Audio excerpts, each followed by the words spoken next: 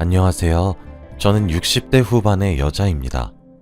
저에게는 얼마 전 아주 놀라운 일이 일어났는데요. 지금 생각해봐도 저에게 어떻게 그런 거짓말을 했는지 싶습니다.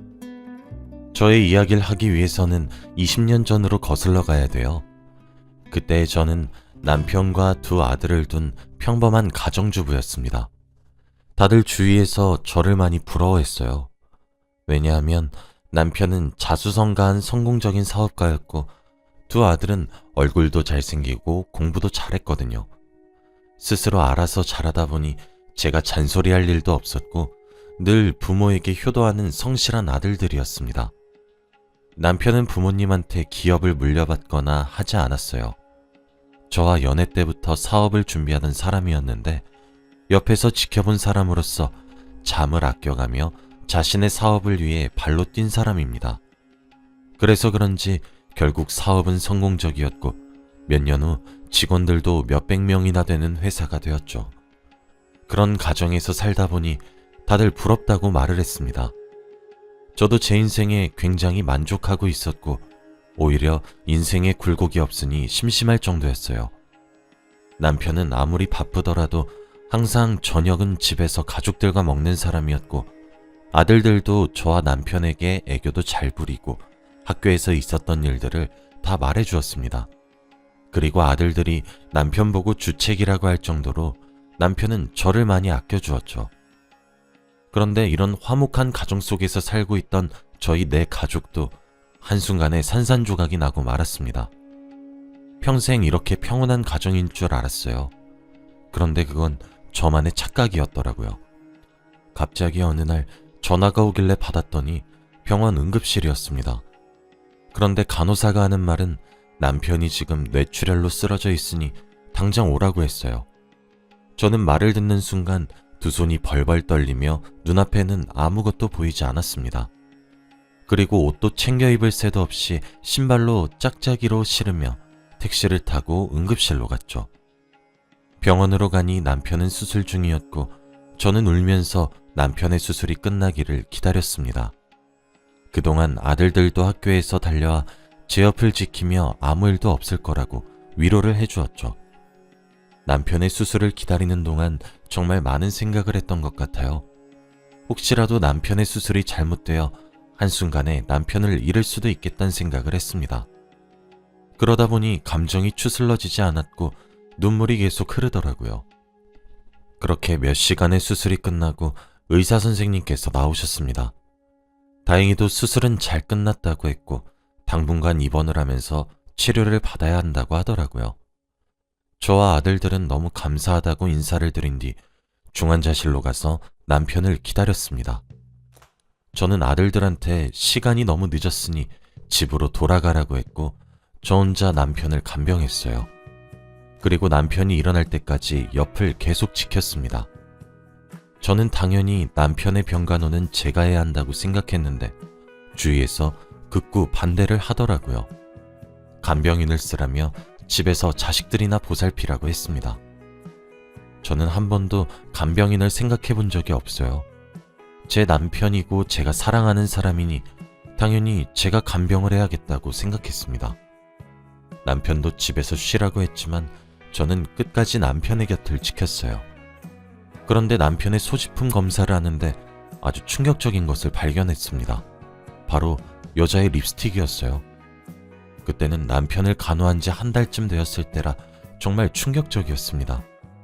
이 사람한테 다른 여자가 생겼다는 생각은 한 번도 안 해봤는데 이미 몇 번 쓴 것 같은 립스틱이 남편의 자켓 안주머니에서 발견이 되었어요.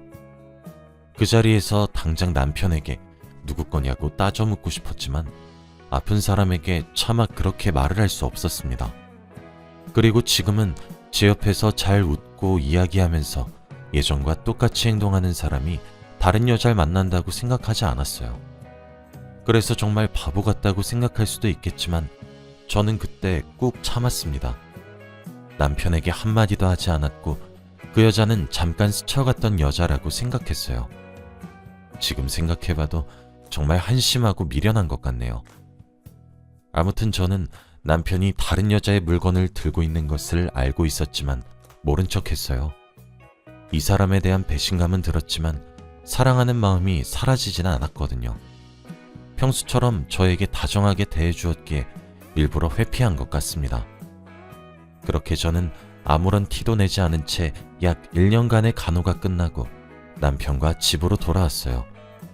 다시 예전처럼 평화롭고 행복한 가정환경이 될 줄 알았습니다.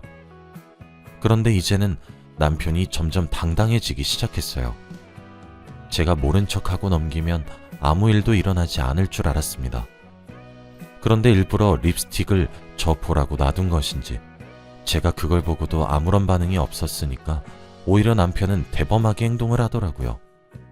병원에서 음주를 하면 안 된다는 말은 무시한 채로 매일 밤마다 술을 먹고 집으로 들어왔고, 제가 자기 전까지는 안방에 들어오지 않은 채로 거실에서 계속 누군가와 전화를 했습니다. 아들들도 아빠가 예전과 달라진 모습을 보이니 당황스러워 하더라고요. 아들들보다 놀랐던 사람은 바로 접니다. 아예 대놓고 불륜을 저지르는 그 사람을 보니 어떻게 대처를 해야 할지 모르겠더라고요. 매일 저녁 식사는 꼭 가족과 함께 한다는 규칙은 이미 없어진 지 오래였고, 가족들에게 정을 점점 떼고 있는 듯한 느낌이었습니다. 아들들도 나이가 어느 정도 있으니 아빠에게 다른 여자가 생겼다는 것을 눈치챈 것 같아요. 더 이상 놔두다가는 아이들에게 정서적으로도 좋지 못할 것 같아 결국 제가 먼저 이야기를 꺼냈습니다. 거실에서 전화를 하고 있는 남편에게 몰래 다가가 전화 소리를 엿들어 보려고 했어요. 그런데 작은 소리로 전화를 하고 있었고 결국 몰래 들으려고 하던 걸 들켰습니다. 남편은 그런 저를 보고 불같이 화를 내며 당장 방으로 들어가라고 했고, 저는 그 자리에서 눈물이 터지고 말았어요. 한 번도 화를 낸 적이 없었던 사람이 한순간에 180도 변해버리니까 적응하기 힘들었거든요. 결국 저는 남편에게 울면서 다 털어놓았습니다. 요즘 들어서 당신 왜 그래?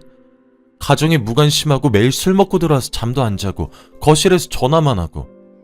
사실 나 당신 자켓에서 여자 립스틱 봤어. 그런데 나만 조용히 하면 당신 다시 마음 잡고 돌아올 줄 알았다고. 근데 오히려 더 당당하게 행동하더라? 당신 지금 예전이랑 많이 다른 거 아냐고. 남편은 제 말을 듣고 한숨을 푹 내쉬더니 충격적인 말을 했습니다. 다 알고 있으면서 지금까지 모른 척 한 거야? 맞아, 나 사실 여자 생겼어. 그 여자가 당신보다 훨씬 예쁘고 착해. 안 그래도 조만간 말하려고 했는데. 우리 이혼하자. 나 더 이상 당신이랑 못 살 것 같아. 이제 여자로도 안 보이고 아들을 먹여 살리는 것도 지긋지긋해. 그러니까 이제 각자 길 가자. 남편은 표정 하나 안 바뀌고 이런 말들을 저에게 내뱉었어요. 남편의 말 한마디 한마디가 제 심장을 파고드는 것 같았습니다. 상처를 너무 받았고 눈물이 멈추지 않더라고요. 그리고 남편은 기다렸다는 듯 다음날 해가 뜨자마자 이혼 서류를 들고 집으로 왔습니다. 저에게 당당하게 이혼을 요구했고 깔끔하게 합의 이혼을 하자고 하더라고요. 남편의 행동에 어이가 없어서 헛웃음만 나오더군요. 남편은 가족들을 다 자리에 앉히고 이야기를 했습니다. 아이들한테도 저희가 이혼한다고 솔직히 다 말했어요. 그뿐만 아니라 자기한테 여자가 생겼다는 것도 아이들한테 다 말했습니다. 애들은 몰랐으면 했는데 그렇게까지 솔직하게 말하는 이유를 도저히 모르겠더라고요. 아무튼 애들은 너무 놀라서 말도 하지 못했고 남편은 계속해서 자기 이야기를 했습니다. 양육비와 재산을 저에게 두둑히 줄 테니 저 혼자 아이들을 다 키우라고 하더라고요. 그 여자가 아이들을 데리고 오면 같이 안 살아준다고 했답니다. 그래서 어쩔 수 없대요. 이 집도 저에게 준다고 했고 남편은 그 여자 집에서 얹혀 산다고 합니다. 그러면서 당장 도장을 찍으라는 눈빛을 보내는데 그 순간 여자로서 자존감이 바닥을 쳤어요. 눈물이 미친 듯이 났지만 꾹 참으며 도장을 찍었고 남편은 이혼 서류를 제출하러 집을 나섰습니다. 아이들도 아빠가 집을 나서자마자 울었어요. 그리고 배신감을 미친 듯이 느낀 것 같습니다. 아이들이 항상 존경의 대상을 아빠로 정했었는데 한순간에 가정을 버리는 불륜남이 되었으니 충격이 이만저만이 아닌 것 같더라고요. 그리고 저를 위로해주며 꼭 셋이서 행복하게 살자고 했습니다. 남편은 하루가 급하게 짐을 싸서 집을 나갔고 정말로 자신의 재산 일부분을 저에게 거의 주었습니다. 이렇게 다 주어도 남편의 회사가 원래 잘 되니까 부족함은 없을 것 같았어요. 아무튼 저희는 한순간에 새 가족이 되었고 남편은 불륜녀와 같이 살기 위해서 가정을 버리고 집을 나갔습니다. 저는 아무리 그때의 충격에서 벗어나려고 해도 몸이 따라주지 않더라고요. 항상 아이들이 학교를 가고 집에 혼자 있으면 외롭고 남편과 이 집에서 있었던 추억들이 떠올라 계속 미칠 지경이었습니다. 남편은 이혼 후 저희에게 연락 한 번 하지 않았고 아이들을 보러 오지도 않았어요. 아들들도 아빠와 연락이 끊겼다고 하더라고요. 정말로 이 사람이 저희와 인연을 끊으려고 한다는 것을 알게 되었습니다. 저는 하루하루 괴롭고 슬퍼서 일상생활이 도무지 불가능했고 결국에는 병원의 힘을 빌렸어요. 상담 치료도 받고 약도 먹으면서 정신과를 다니기 시작했습니다. 의사 선생님의 말로는 우울증이라고 했고 다행히 좋은 치료 덕에 빠르게 회복할 수 있었습니다. 믿었던 사람에게 크게 배신을 당하고 나니까 눈에 뵈는 게 없더라고요. 세상에 믿을 게 하나도 없는 것처럼 느껴지고 이 세상에서 살기 싫어집니다. 남편의 불륜 때문에 저는 우울증 약까지 먹고 정신과 상담 치료까지 받는 여자가 되었죠. 그렇게 몇 년이 흘러서 저는 병도 조금씩 완화되어서 사람들을 만날 수 있게 되었어요. 원래는 사람들과 대화조차도 힘들었는데 역시 시간이 약인 건지 점차 나아졌습니다. 아이들도 이젠 성인이 되어서 대학교도 가고 직장도 생겨서 제가 할 일이 없어졌어요. 전 남편은 연락이 하나도 안 됐고 아이들을 보러도 오지 않았지만 통장에 주기적으로 양육비는 보냈습니다. 어디서 뭐라고 사는진 전혀 몰랐지만 양육비는 매일 정해진 날에 꼬박꼬박 입금해 주더라고요. 인터넷에 남편의 회사를 검색해도 기사 하나 올라오지 않았고 적은 액수가 아닌 양육비도 잘 보내니까 이 사람이 정말 뭐하고 사는지 궁금했습니다. 하지만 연락이 전혀 되지 않으니 물어볼 수도 없었죠. 저는 전 남편과 이혼을 하고 다른 남자들도 많이 만났어요. 새로운 일도 시작했는데 거기서 사람들을 만나다 보니 인간관계도 배웠고 전 남편을 잊는데 많은 도움이 되더라고요. 가끔씩 전 남편이 생각이 났지만 그런 쓰레기를 아직까지 잊지 못한 제 자신이 너무 한심해서 최대한 머릿속에서 지워내려고 노력했습니다. 딱 봐도 그 여자와 같이 잘 지내고 있을 거라고 생각했죠. 그렇게 전 남편과 헤어진 지 20년이란 세월이 흘렀습니다. 아이들은 그동안 결혼도 하고 벌써 손주까지 생겼어요. 며느리도 너무 착하고 저에게 너무 잘해주어서 항상 고맙게 생각합니다. 그리고 손주들도 얼마나 귀엽고 예쁜지 할머니 하면서 달려올 때 너무 사랑스러워요. 이제 자식들을 다 키웠다고 생각하니까 제 인생도 이제 할 도리를 다한 것 같고 인생이 얼마 남지 않았다는 생각이 들더라고요. 평생 어떻게 살아왔는지 파노라마처럼 머릿속에서 스쳐 지나가고 회의감도 많이 들었습니다. 그런데 어느 날 첫째 아들이 저를 조심스럽게 부르더라고요. 방으로 저를 부르더니 갑자기 진지한 말을 하기 시작했습니다. 원래 한 번도 이런 무거운 분위기의 이야기를 한 적이 없는 앤데 갑자기 이러니까 당황스럽더라고요. 그런데 첫째 아들이 하는 말은 충격적이었습니다. 엄마, 나 얼마 전에 아버지 본 것 같아. 이혼하고 20년 동안 연락 한 번 없었던 사람의 소식을 들으니 귀가 쫑긋해지더군요. 그런데 아들의 말을 들어보니 자신이 봤을 때는 전 남편 옆에 한 여자가 있었다고 합니다. 전 남편은 거동이 많이 불편해 보였고 그 옆에 있는 여자는 전 남편을 부축하고 있었대요. 그런데 둘이 부부나 연인 관계로는 안 보였고 나이 차이가 너무 많이 나서 간병인처럼 보였다고 합니다. 첫째도 아버지를 오랜만에 보고 너무 놀라서 아는 척도 못하고 바로 숨어버렸다고 하더라고요. 저희 동네에서 봤다고 했고 혹시라도 동네를 걷다가 마주칠 수도 있으니 알고 있으라고 말을 했다고 합니다.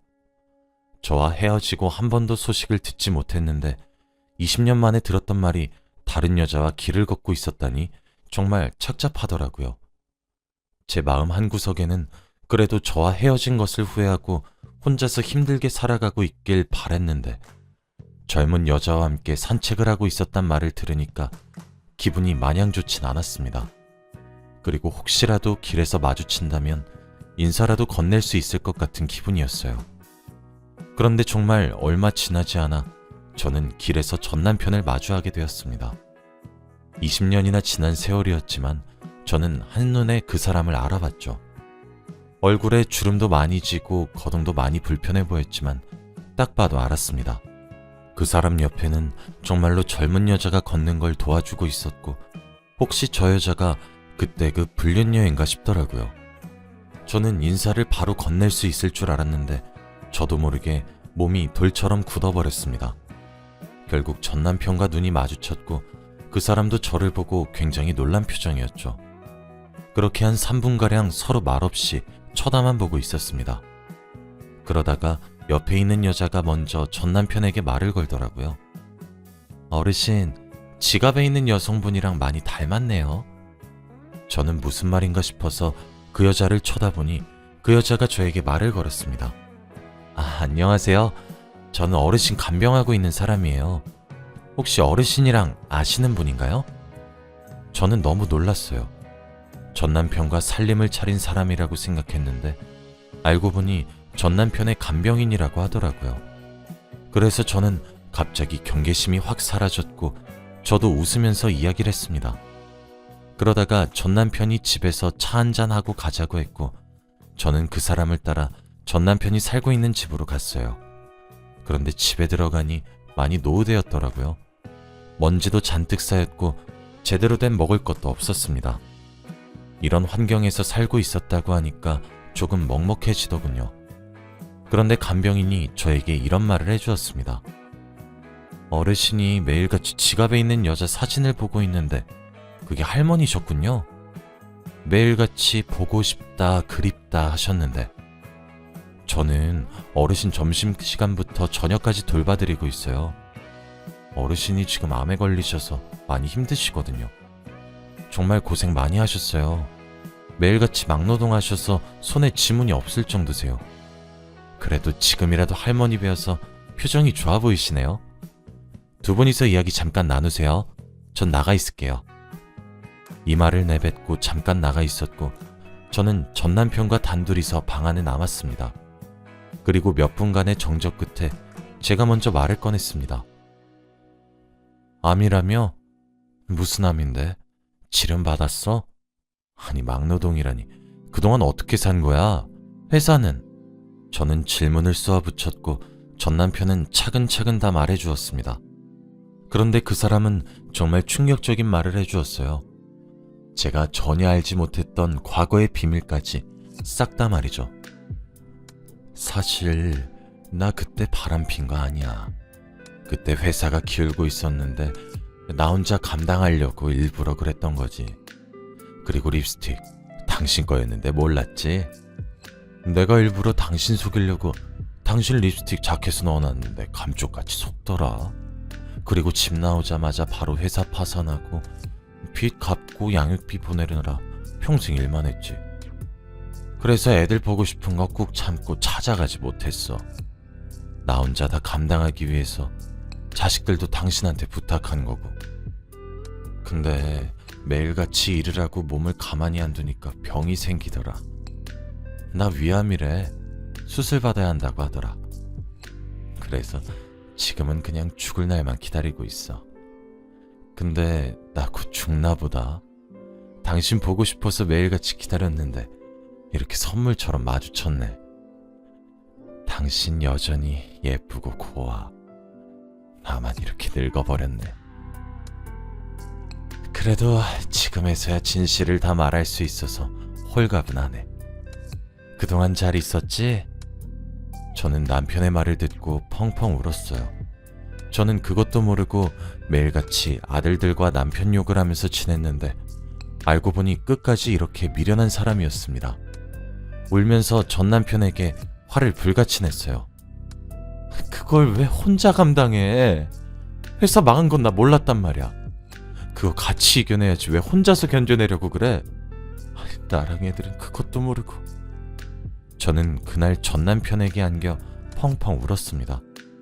매일같이 과거의 일을 떠올리면서 한숨만 내쉬고 괴로웠는데 저도 모르게 이 사람을 기다리고 있었나 봐요. 20년 동안 한 번도 보진 않았지만 하루도 빠짐없이 생각했습니다. 그래도 저와 아이들을 버린 나쁜 사람인데 계속해서 머릿속에 떠올리는 제 자신이 너무 미웠는데 이제는 그런 생각을 안 해도 될 것 같았죠. 이 사람 품에 안겨서 우는데 과거로 돌아간 기분이었습니다. 저는 아들들한테 전 남편을 소개해줬어요. 그리고 그동안 있었던 일을 다 말했습니다. 아들들도 전 남편을 그리워하고 있었던 건지 이야기를 들으면서 울더라고요. 그리고 저는 남편의 암 수술 비용을 내주었고 간병도 하기로 했습니다. 남편은 그럴 필요 없다고, 그러려고 저에게 말한 거 아니라고 했지만 저는 고집을 꺾지 않았어요. 그동안 저희 가족들 고생 안 시키려고 혼자서 다 감당하고 자기 암 치료할 돈도 없으면서 양육비 꼬박꼬박 보내려고 막노동까지 한 게 너무 고마워서 그랬습니다. 그리고 며느리와 손주들도 소개시켜주니 좋아하더라고요. 저와 전 남편은 다시 혼인신고를 했고 한 집에서 같이 살게 되었습니다. 의사 선생님께서 조금만 더 늦었으면 수술이 힘들었을 수도 있었는데 지금이라도 수술을 하게 되어서 정말 다행이라고 해주었죠. 남편은 수술방에 들어가기 직전까지도 미안하고 고맙다는 말을 반복했고 수술은 다행히도 성공적이었습니다. 저는 남편을 다시 병간호해주며 돈독해졌죠. 옛날에 화목했던 가정으로 금방 돌아왔고 저희는 나이가 70이 다 되어서 신혼부부 같은 생활을 하고 있습니다. 지금 생각해봐도 이 사람 정말 대단한 것 같아요. 드디어 가족들이 다 모인 것 같으니 앞으로 행복만 했으면 좋겠습니다. 아마 동네에서 남편을 만나지 못했다면 저는 평생 이 사람을 원망하며 살았겠죠. 정말 운명이라는 게 있나 봅니다. 저의 이야기는 여기까지예요. 들어주셔서 감사합니다.